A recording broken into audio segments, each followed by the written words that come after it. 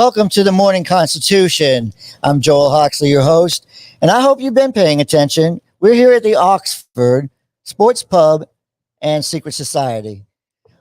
So I hope you enjoyed our guest last week. It was an honor to have a chance to talk with Congressman John Micah. Always a nice person to have a conversation with, always a welcoming individual, and I thank him for being on our show. I thank anybody who wants to be on our show because it's an opportunity for you to meet people that you might not necessarily meet in person. So today's morning constitution, we're going to discuss the final amendment to the Bill of Rights, ratified. I'm going to say ratified.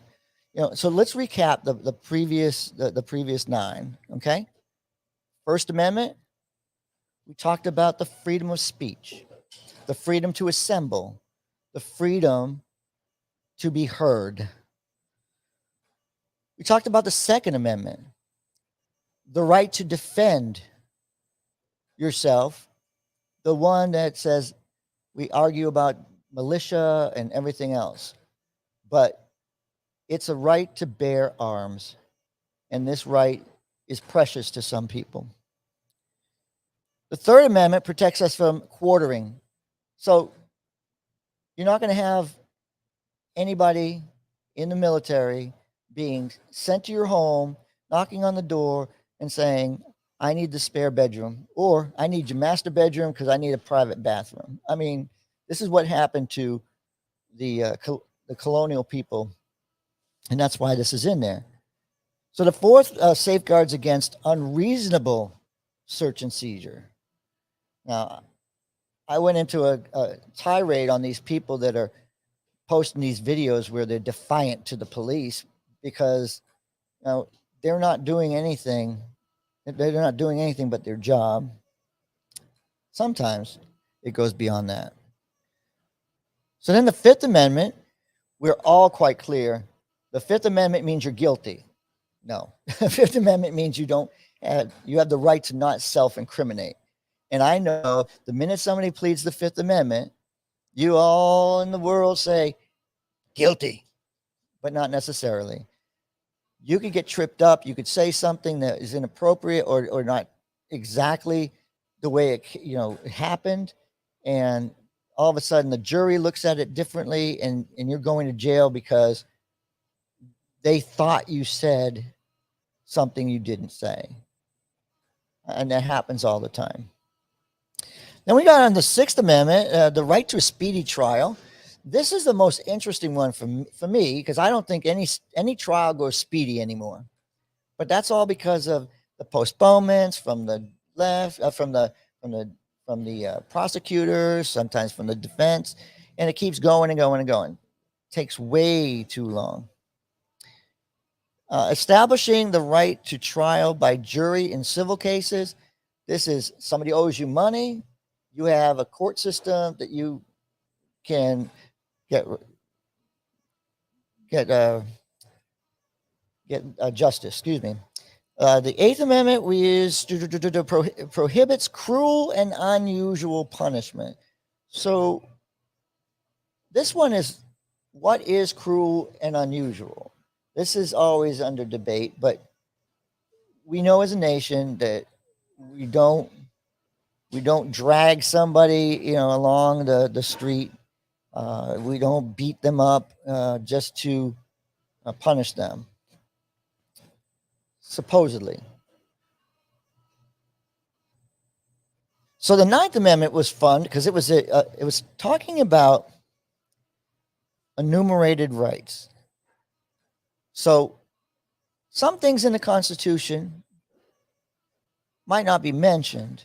And if they're not mentioned, then there's probably somewhere else that they're covered. And that's where we come real close, like to where we're going to be today. Because like the last is the 10th Amendment. It states, powers not delegated to the federal government are reserved for the state or the people. So this means that those unenumerated rights, those things that aren't in the Constitution, they are governed by your state. Now, I'm going to say something. You can blow me off if you want to. But everybody that defends the Second Amendment fails to realize that the Second Amendment is a federal protection. However, a state can regulate. And because every state has a National Guard, every state has a militia, they can regulate. And this is why, if you are really interested in this subject, which I am, you vote for people that believe in your right to bear arms if you're for, and you vote for those anti-Escamanis if you're not. So let's see. The state house is the most important place that everybody fails to realize. The reason I say that is because, just like in my book, Bring America Together Again, it's about local government. It's about what's happened here. It's about people like Rishi Baga who care about their country to the point that they know that state government's where he needs to start to be able to get anything accomplished, and he files his paperwork for HD 35. It's great to see those type of people getting involved. You got Demetrius Grimes. He ran for Congress. Maybe Congress was too heavy a lift for him coming out of the military. So now he, on the Republican side, he's going to try to tackle this. So these are people we know because they're local. Our company works with Rishi. Well, I'm not afraid to say that. We work with Rishi. We work with Rishi because it's David's client. David brought this client into our organization, and he's a very, very nice guy. And it's a pleasure always working with him and his family. So now let's briefly touch upon the introduction of 12. The 12, yes, you heard me, 12 Bill of Rights amendments that were introduced at the time. Because those two that didn't get ratified in 1791, they're important. The first unratified amendment, often referred to as the Congressional Appointment Amendment, it dealt with the size of a congressional district. It aimed to ensure that the number of representatives in the House of Representatives corresponded to the population accurately. And the second unratified amendment, known as the Titles of Nobility Amendment, sought to prevent U.S. citizens from accepting titles or nobility or honors from foreign governments. Although not ratified, it remains an interesting historical footnote. So I just like history, and we learn about 10 amendments to the Constitution as the Bill of Rights. But what was being fought for by our founding fathers was a Bill of Rights that went beyond what we actually ratified. Now, if I go, I'm only doing the Bill of Rights. If I were to go through all the amendments, you would hear me talk about the very last amendment in our Constitution, just happens to be one of those. So take your moment right now and see if you can figure out which one that is. So this amendment, let's talk about the 10th Amendment. The 10th Amendment, for people like myself that are conservative, the 10th Amendment is state rights. It's about all government is local. The most powerful government is local because that's where you should have your town hall meetings. That's where you should know your government officials, because your government officials should be in your community. They should be working on the projects that they're legislating. So you should know them. You should also be thinking about who you're going to put in the state house. Who's going to represent me? If you're sitting here right now watching this show and you don't know who your commissioner is, either county commissioner or city commissioner or both. You don't know who your representative up in Tallahassee is. If you don't know who your senator in Tallahassee is, then think about this. How much are you missing out on? How many things are happening? What's your school board? School board is a very important thing, even if you don't have kids in school. We have terms like millage. Those are taxes that eventually are passed on to you when you purchase or you do something to gain. It's construction.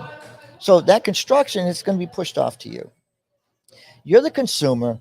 You should be consuming just enough politics to understand the state has the right to anything that's not enumerated in the Constitution. So, a big case that I'm going to talk about for just a moment is Roe v. Wade. So, Roe v. Wade, there is a huge uprising because Roe v. Wade was overturned. And it was overturned because it's not constitutionally protected. So it's a state's responsibility to protect that right or to restrict that right. And that's why we live in different states, because California is not going to turn around and limit abortion.